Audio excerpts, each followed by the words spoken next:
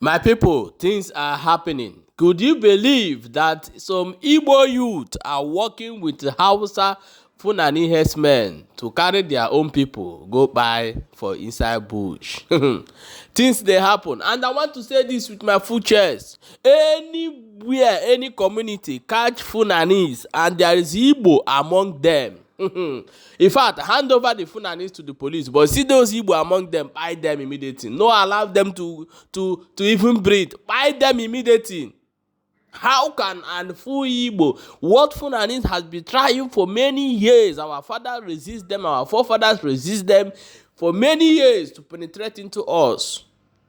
And now, because you want to smoke lad, you want to smoke Igbo, and working with the Fulani to carry your own people, enter inside bush.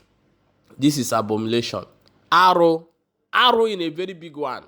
Let me play this video for you to watch. Listen to this, our brother, from beginning to end. May understand what they go on for Imo State as we talk right now. Stay tuned. Now, the next big war agagba n'Imo State won the organ harvesters. Odola obvious that the next big war I get face in Imo State after unknown gunmen war organ harvesters. The organ harvesters now, they are now seeing Nonsonkwa as a big threat. Hana Nonsonkwa as a threat they must eliminate. But I hear Chef no onye dunyeru monwa kwadoro ma kwado onye zile monwa kwadoro ma kwado onye mshi no obi efuro okajara akaja. So we are ready for the war. My hair sepo ha ka enwe n'ofe ọ ga-aghọrọ ha aka mmadụ. Last week another victim escaped. These people are having strategies which we will continue to expose. We will continue to bala now, whether they like it or not.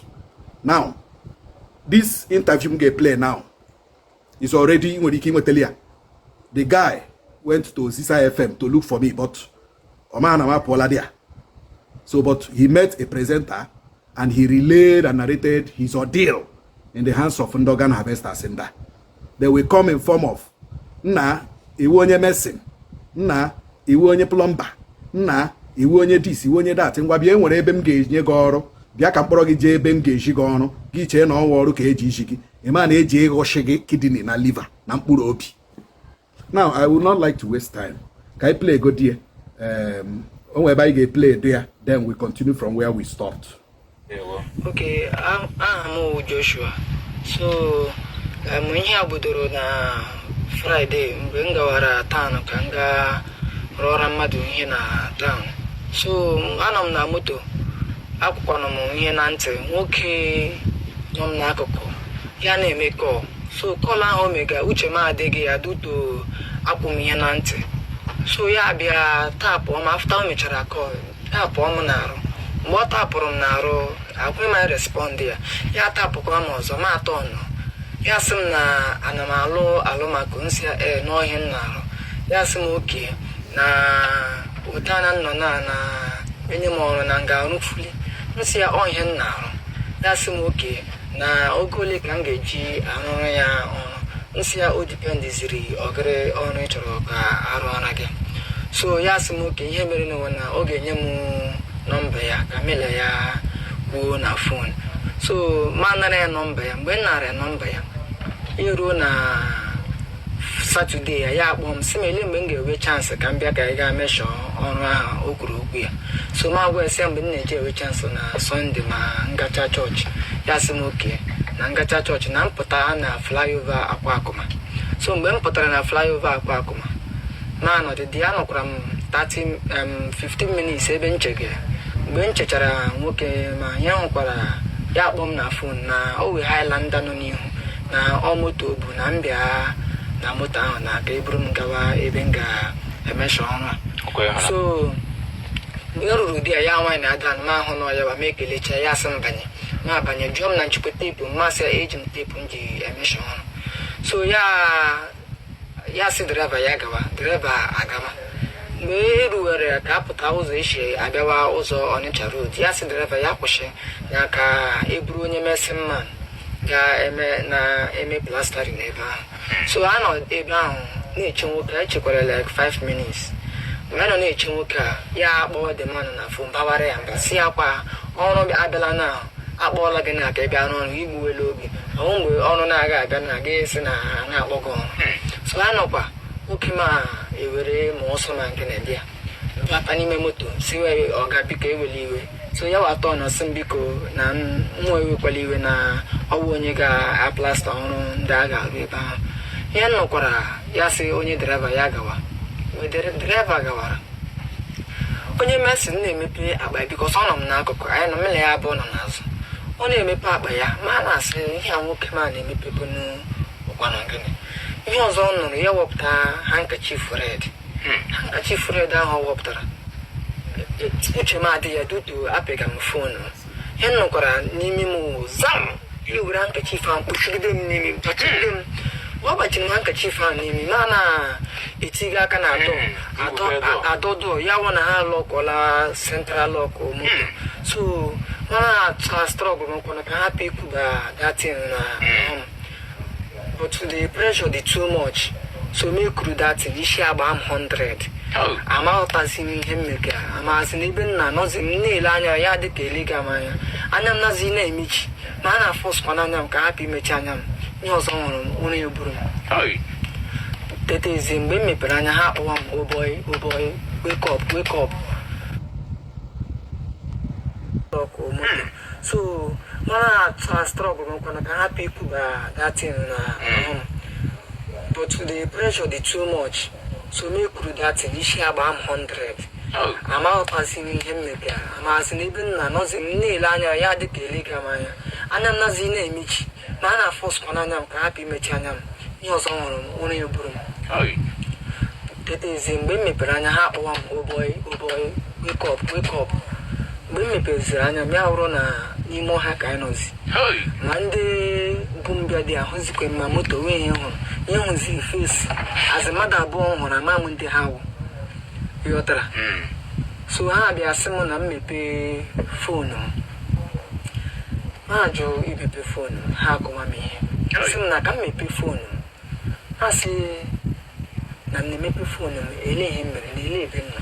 Ha sị m na nka na-ekwu okwu nke ọzọ emepụta egwu sị m na ememe emepe fonu m ya were fonu m gawa na ihe ndị nọ na fonu m mepee ope m sị m na ntị ga ope pin m ma ajụ ya were isi egbe sụọ m sị m na mmepe ope pin m ma emepe ope pin m ya ga-ama m akaụntụ ndị otu ihe ndị otu chere ati sị m na nga ntị ga pin m ji eme transfa ya pụọ na ope m baa na money point m mepee money point m na ka m mepee ya ntị ga pin money point m nsị ya na-eti pin money point m ihe mere what did I do. Ya sị m oke na mụ ọdụ ka m na-emere ya mepụta mma oge ji mma na pieces ya m ụkwụ na-emepe money point m ya bikos ebe nka m ego ọrụ ma ihe niile ego niile nna sebe ebe nka nna edesara ya onye me njichi ọnwụ na aga m emepe money point ahụ.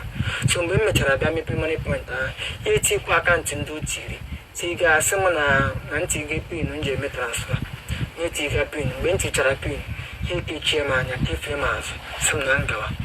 Ha kpọrọ m bawa n'ime ebe anyị gara n'ụkwụ n'ime ọhịa ụjọ na-atụ nsọ ebe nke anyị na-aga ngakwa apụta. So mgbe anyị garuru ebe ha sị m na nnọdị ọdụ anọghịkwa m ọdụ anọrọ m ọdụ ahụ for more than 6 hours onwe ya tụpụrụ m ọnụ mana ebe ahụ nnọ na-anụ olu ụmụ nwaanyị naanị olu ụmụ nwaanyị ndị na-ebe akwa na-anụ olu ụmụ nwaanyị.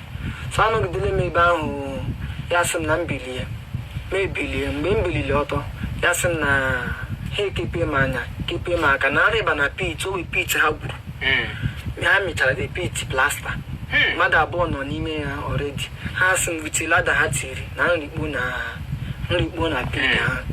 So ma rikpo n'ọdị ọdị ebe ahụ ebe a nke nrikporo anọrọ m ebe ahụ throughout Sunday ahụ wee tụpụrụ anyị ọnụ. Monday ya n'ụtụtụ ya ihe dịka ebe 12 or 11 ha bịa tụkpute mmiri a were na kan. Mgbe a tụkputere ya dagamanụ nọ na-eri mụ akwanụ ahụ agwụla m ebe ahụ nọ. So ma na ha bred ahụ taa ha tọpụkwara ya ọnụ na mgbede ya ihe abịa tụbatara ya mmiri akpụ ha etiri ha ekechiri na lailọn akpụ mmiri ekechiri na lailọn tụbata ya ebe ahụ the same thing ka ha mekwara na Tuesday then ya ruo na Wednesday ya ha kpọpụta me na one guy ya atọ kpọpụtacha ya atọ akpọpụtacha ọba me na one guy nke nọ dị ya gaa one side the guy ya ọlaịt Igbo ya sị nka aṅụ Igbo nsị anụ ma aṅụ Igbo inye the guy asọ na aṅụ were ma sịga ndị ọlaịt chara mgbe ahụ ka ọ fọsụwara sị ma ṅụọ ihe na ọ ga-egbuwa m isi ma ṅụọ sịga nyaghachi ya inye the other guy chịwa ya ọchị sị anyị ga-achị ebe ahụ ndị ọzọ n'ọnọdụ anyị agachi ebe ahụ ndị ọzọ n'ọnọdụ iwere anyị niile kwa tighachi n'ime pit ahụ before you know it akpọrọkwa mmadụ abụọ ọzọ bi ebe ahụ kụwa ha ihe akụrụ ndị ezigbo nso oke unu baga anya ọgụ kụwa ha ihe so mgbe a nọ na-akụ anyị ahụ ma na-anụ ma olu ụmụ nwaanyị kemgbe niile anọrọ m ebe ahụ Mọnde na Tuzdee anọrọ m ebe ahụ Wenezdee nna n'olu ụmụ nwaanyị mana onwe nke nji anya m so ya ruo na isi ụtụtụ Tọzdee because ndị Awụsa nọ dị ya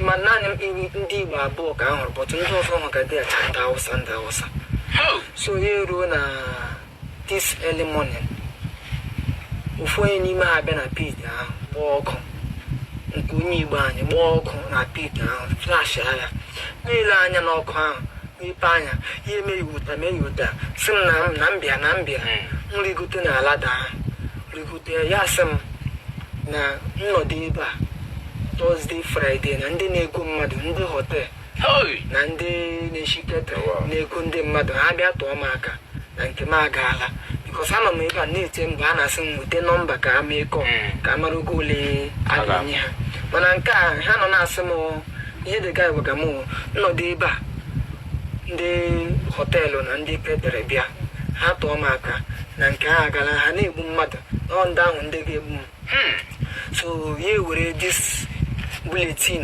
chọọchị nọ n'akpa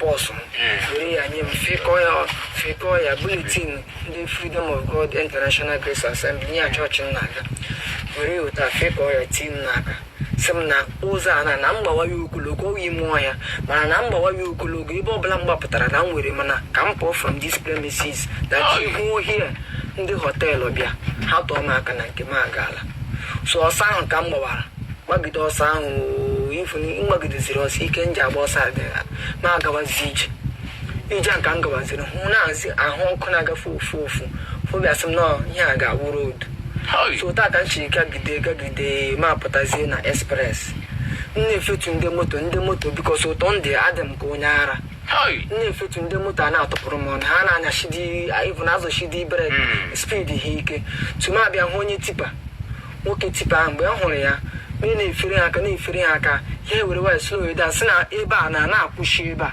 na mmagote na ebe ihe a na mmagote ka ha chigodi this side pụọ so ụta ka m si magote abịa rụzie ebe ha ruru ha akwụsị si mbata n'ime moto ma akọwakwara ha oteme na ije shiga ha eburuzie mbupute m n'irete ebe a ka ha bupụteziri ma chọwazie ndị m ga-anara fon kpọzie pastọ chọọchị m bụzi onye kpọwaziri nwanne m nwoke o ji bịazie ebe a pik ya m masị ha biko ka ha kpọrọ m bịa ebe a so that ka m gwakwa ndị ọzọ ndị na-achọ ọrụ bikos ndị ebubatara ebe ahụ mmadụ abụọ ebubatara ebe ahụ na-agwa ya na ahụ ndị taịla mmadụ abụọ nke ọzọ nọkwa n'ebe ahụ ofu onye si ọwụ onye mesin ofu onye si ọwụ onye POP plus mụwa onye alụmakụ so ọ ndị ọrụ onye ọbụla asị gị na ị ga-arụ ọrụ gị ha kpọrọ gị bịa ihe ha esizie gị ihe otomi na ije shiga ọ dị mma nwunye m unu anụla ya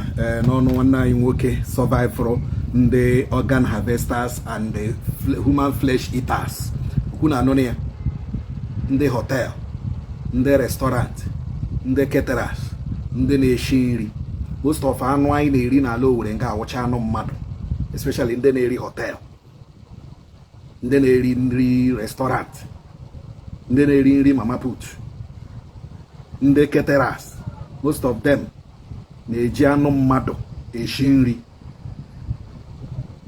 From the horse's mouth, onye ihe a mekọrọ mgbe ọ nụrụ mgbe a kpọrọ na ndị họteelụ bịa hịa na atụọ ya aka egbuo ya, bụkashi anụ ya, biye ndị họteelụ ha eje na-eshi nri, biye ndị caterers ha eje na-eshi nri, biye ndị restaurant ha eje na-eshi nri.